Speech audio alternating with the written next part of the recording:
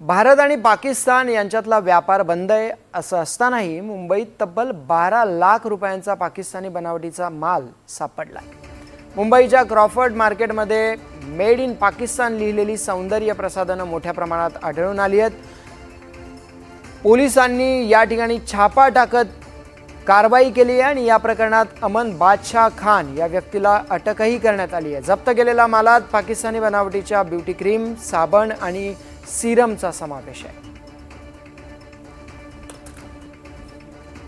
चक्क मुंबईच्या क्रॉफिट मार्केटमध्ये मेड इन पाकिस्तान लिहिलेल्या अनेक ब्युटी प्रोडक्ट्स जे आहेत ते विकले जात होते। आपण माझ्या पाठीमागे बघू शकतो, हा क्रॉफिट मार्केटचा परिसर आहे आणि याच्यामध्येच हे जे समोर अनिस चेंबर आपण बघतोय याच परिसरामध्ये आणि ते जे पाकिस्तानचे जे ब्युटी प्रोडक्ट्स आहेत ते सर्व विकले जात होते। एकंदरीत आपण बघितलं तर हा काही रेसिडेन्शियल भाग आहे, काही याच्यामध्ये गोडाऊन्स देखील आहेत आणि काही मटेरियल वगैरे ठेवण्याचे जे साहित्य आपण बघतोय दुकानं देखील आहेत।